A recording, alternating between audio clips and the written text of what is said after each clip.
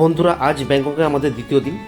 আর ব্যাংককের আজ এই দ্বিতীয় দিনে আমরা বেরোবো সিটি ট্যুরে, অর্থাৎ সাইট সিন করার জন্য।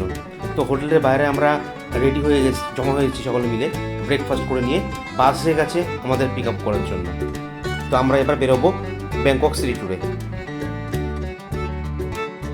আজকে সিটি ট্যুরে আমাদের ট্যুর আইটেনারি অনুযায়ী দেখানো হবে মূলত তিনটি সাইট সিন স্পট। প্রথমত রিক্লাইনিং বুদ্ধ বা ওয়াট ফো, 2 নম্বর Bangkok gems and jewellery museum এবং 3rd golf course top golf. তো এই তিনটে তো আমরা দেখছি। এছাড়া এর বাইরে একটি স্পট আমি পার্সোনালি দেখবার প্ল্যান আছে। এটি হলো গ্র্যান্ড প্যালেস, যেটা আমাদের ট্যুর আইটেনারিতে নেই, সেটা আমি দেখব এবং আপনাদের সঙ্গে শেয়ার করব।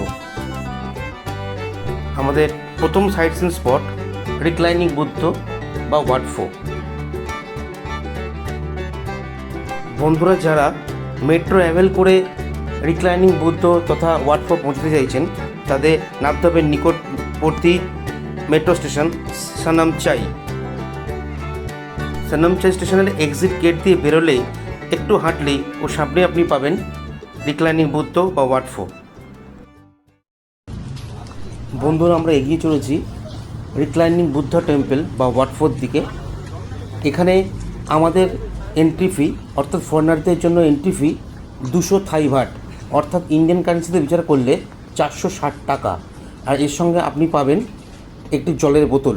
ভেতরে জলের বোতলের ওয়াটার কাউন্টার রয়েছে, সেখানে আপনি এই এন্ট্রি ফির পিছনে একটি কিউআর কোড থাকবে, সেটা স্ক্যান করিয়ে জলের বোতলটি কালেক্ট করে নিতে পারেন। যেহেতু আমাদের সঙ্গে গাইড রয়েছে, আর আপনাদের আগে আমি জানিয়েছি যে এটা আমাদের কোম্পানির প্ল্যান করা ট্রিপ, তো আগে থেকেই আমাদের এন্ট্রি ফির জন্য সব কিছু ব্যবস্থা করা ছিল, তাই আমাদের এই ব্যাপারে কোনো মাথা ঘামাতে হয়নি।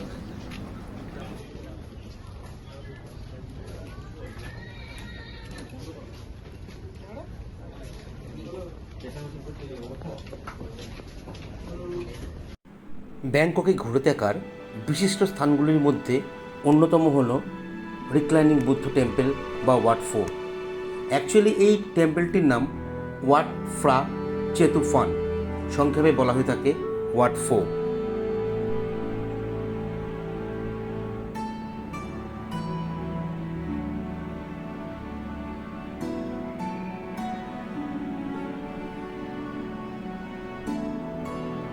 এই রিক্লাইনিং বুদ্ধ মূর্তি, তার টেম্পল এবং তাকে ঘিরে থাকা অন্যান্য টেম্পলগুলি তৈরি করেছিলেন রাজা রামা ওয়ান। এই রাজার চিতাভস্য রাখা আছে এই মন্দিরেই। পরবর্তীকালে 1788 সালে এই টেম্পলের পুনর্নির্মাণ করান রাজা রামা থ্রি। এই রাজা রামা থ্রি যথেষ্ট প্রমিনেন্ট রাজা ছিলেন। রাজা রামা থ্রি এর সময় থাইল্যান্ডে ব্যবস্থা যথেষ্টভাবে উন্নতি লাভ করেছিল ব্যবসা বাণিজ্যের জন্য।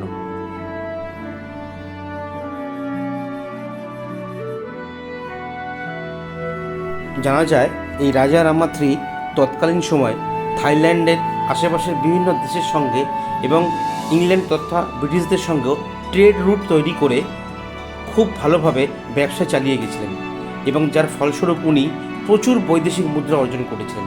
সেই বৈদেশিক মুদ্রাগুলো উনি ব্যবহার করে যত এই মন্দির রয়েছে সবকটা মন্দিরে উনি রিকনস্ট্রাকশন করিয়েছিলেন। চলুন আমরা যাই রিক্লাইনিং বুদ্ধের মূর্তির কাছে।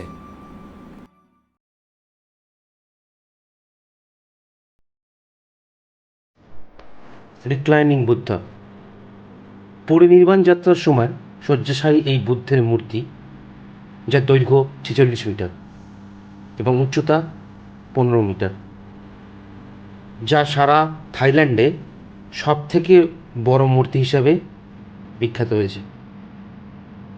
এই টেম্পলটি থাই ম্যাসাজ ও হার্বাল চিকিৎসার পীঠস্থান। বিখ্যাত থাই ম্যাসাজের যাত্রা শুরু হয়েছিল এই মন্দির থেকেই।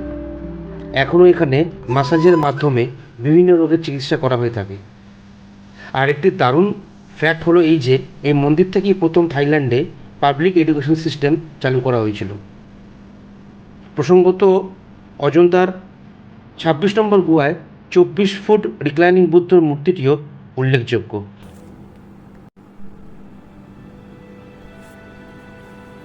এই যে স্তূপগুলি রয়েছে তার নিচে রাখা রয়েছে রাজাসহ রয়্যাল ফ্যামিলির বিভিন্ন সদস্যদের চিতাভস্ম।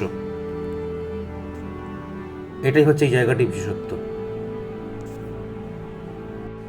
এখানে আরও একটি বুদ্ধ টেম্পল এবং তাতে গৌতম বুদ্ধের একটা চমৎকার মূর্তি রয়েছে। এই সেই টেম্পল, চলুন ভেতরে যাওয়া যাক।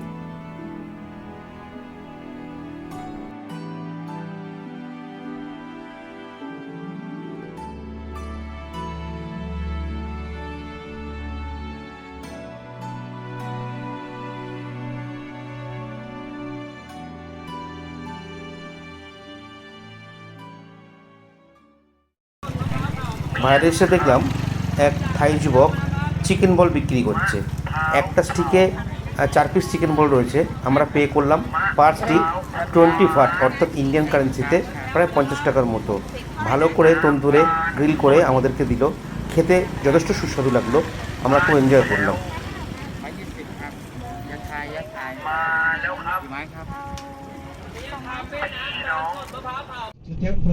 চিকেন বল খেয়ে আবার আমরা বাসে করে এগিয়ে চললাম।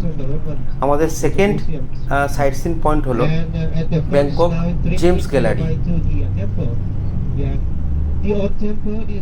এই জেমস গ্যালারিটি ব্যাংককের রামা 6 রোডে অবস্থিত। এই লোকাল জায়গাটির নাম ফায়া থাই। তো আমাদের সঙ্গে লোকাল থাইল্যান্ডের গাইড রয়েছে, তাই আমাদের এন্ট্রি নিয়ে আমাদের মাথা ঘামাতে হয়নি। আমরা বাস থেকে নেমে পড়েছি। আগে দুটো ক্রসিং, 2-3টে ক্রসিং পরেই জেমস গ্যালারি, জাস্ট আগে আমাদের নামিয়েছে। তো এখান থেকে আমরা জাস্ট একটুখানি হাঁটলেই আমরা পৌঁছে যাব ব্যাংকক জেমস গ্যালারিতে। আমরা বাসে করে এসেছি। যারা মেট্রো ট্রাভেল করতে চাইছেন, মেট্রো করে পৌঁছতে চাইছেন, তো এই ব্যাংকক জেমস গ্যালারির সবচেয়ে কাছের মেট্রো স্টেশনের নাম হচ্ছে লোকাল জায়গার নাম অনুযায়ী ফায়া থাই। তো যারা আপনারা আসবেন তারা ফায়া থাই স্টেশনে নেমে আপনারা খুব সহজে হাঁটা পথে পৌঁছে যাবেন ব্যাংকক জেমস গ্যালারিতে। আমরা পৌঁছে গেছি। এই হচ্ছে জেমস গ্যালারির এন্ট্রি গেট।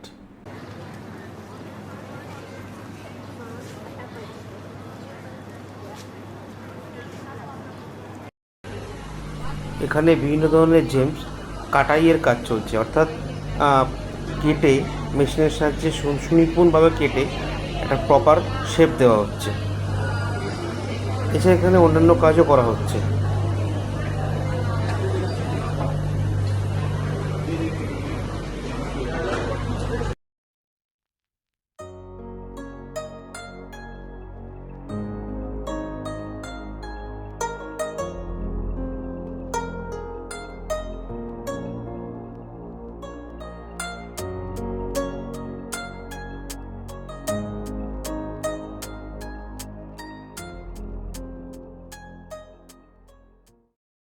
আমরা এবার এগিয়ে চলেছি আমাদের পরবর্তী sightseeing point top golf mega সিটির দিকে।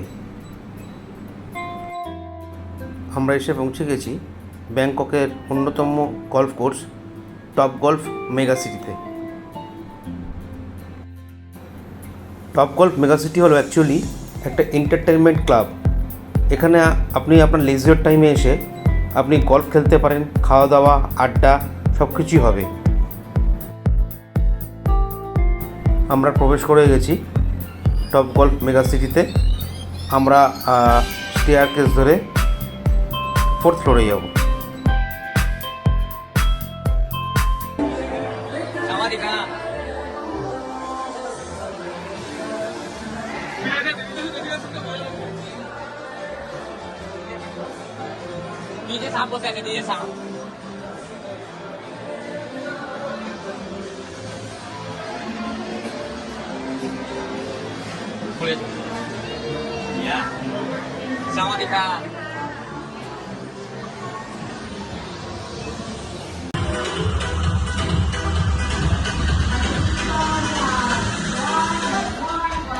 দেখুন এবার উপরের ফ্লোর থেকে বাইরের ভিউটা কেমন দেখতে লাগে।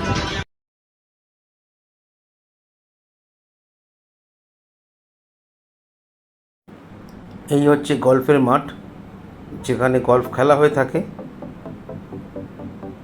আমাদের কলিগ অরিন্দম গল্ফ খেলছে, তারই একটা ভিডিও।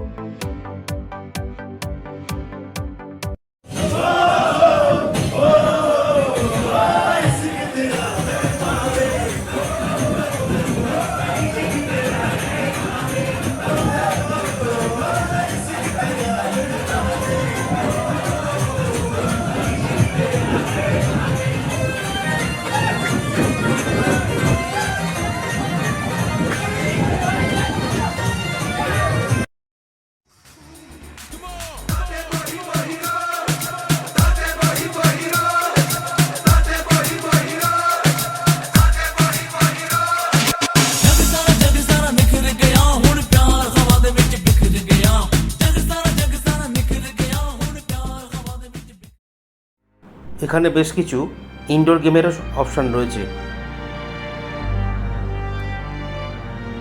বেশ কিছুক্ষণ কোয়ালিটি টাইম স্পেন্ড করে আমরা তারপর আমাদের লাঞ্চটা সেরে নিলাম।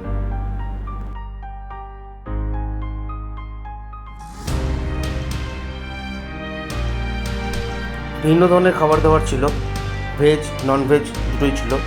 চিকেন এবং ভেজ স্ন্যাক্স, বিভিন্ন ধরনের স্ন্যাক্স এবং হাট ডিম সহ আমরা খুব ভালোভাবেই লাঞ্চ সারলাম।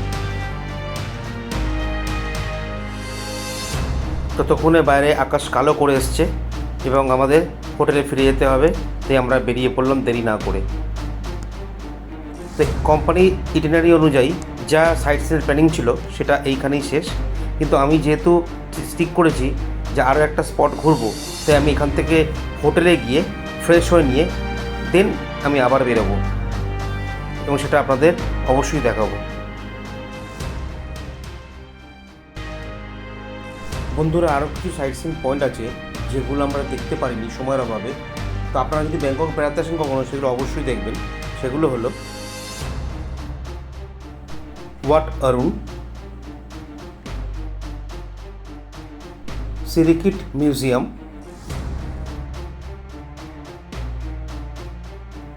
ওয়াট ফ্রা কেও।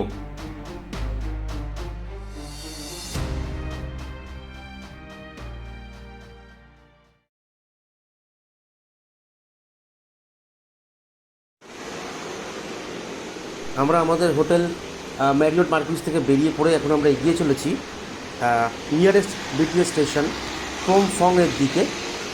এখন আমার তারপর সেখান থেকে আমরা মেট্রো ধরবো, মেট্রো ধরে যাব গ্র্যান্ড প্যালেস আর ইমানুয়েল বুদ্ধ দেখতে।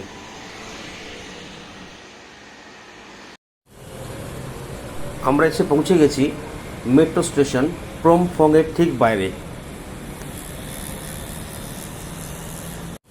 আর এটা হলো ফ্রম-ফং স্টেশনের entry point.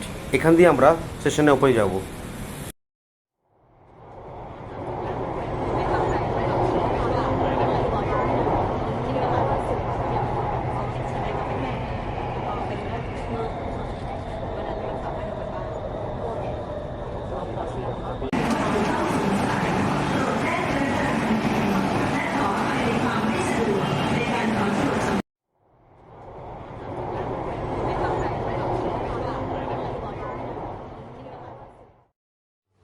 Grand প্যালেসের nearest station সানামচাইতে নেমে তার গেট নম্বর 1 এক্সিট পয়েন্ট দিয়ে বেরিয়ে আমরা এগিয়ে চললাম গ্র্যান্ড প্যালেসের দিকে।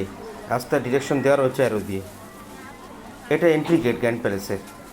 সকাল 8:30টায় ওপেন হয় গ্র্যান্ড প্যালেস এবং বিকেল 3:30টাতে ক্লোজ হয়ে যায়। ওয়াও, সত্যি সুন্দর লাগছে বাইরে থেকেই, তাহলে ভেতরে কতটা সুন্দর হবে। গ্র্যান্ড প্যালেসে এন্ট্রি ফি 500 থাই ভাট, একটু বেশি মনে হলেও দেওয়া যায়। আর এই হলো মেন এন্ট্রি গেট। গ্র্যান্ড প্যালেসের ভিতরে ভিডিওগ্রাফি স্ট্রিক্টলি অ্যালাউড নয়, তাই আমি যে স্ন্যাপশট নিয়েছি সেই দিয়েই আমি আপনাদের দেখানোর চেষ্টা করছি কতটা সুন্দর এই গ্র্যান্ড প্যালেসের ভিতরটা।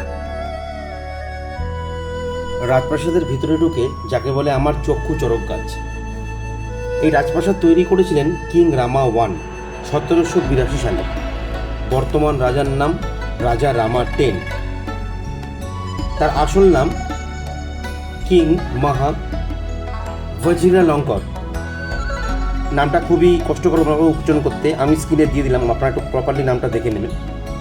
এই রাজপ্রাসাদটি প্রথমে কাঠের তৈরি ছিল, পরে ইটের তৈরি করা হয়।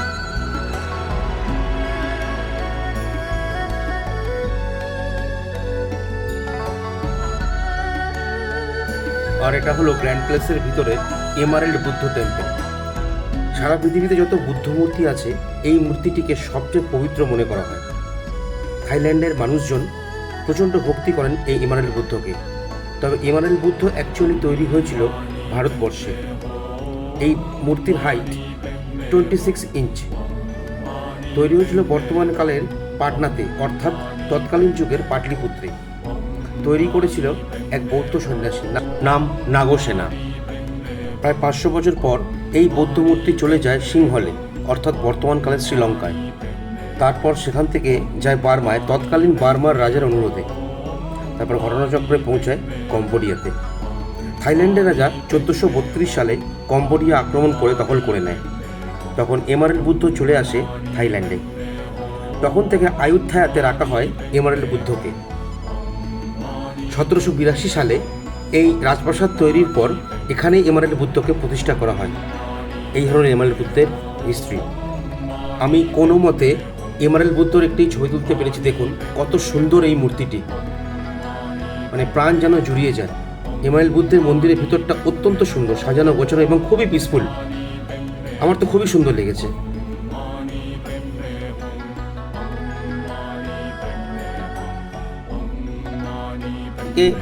অনুরোধ করব, ব্যাংকক বেড়াতে এসে আর কোথাও যান বা না যান, এই গ্র্যান্ড প্যালেস আর এমারেল্ড বুদ্ধ অবশ্যই দর্শন করে যাবেন। এটা একটা লাইফ টাইম অ্যাচিভমেন্ট বলে আমার মনে হয় অন্তত। তো বন্ধুরা, আজকের ব্লগ আমি এখানেই শেষ করছি। পরবর্তী ভিডিও নিয়ে আবার ফিরে আসবো। পরবর্তী ভিডিওতে দেখবেন ব্যাংককের লোকাল মার্কেট হপিং, শপিং এবং অবশ্যই আমাদের যার জন্য আসা স্টার অ্যাওয়ার্ড প্রোগ্রাম।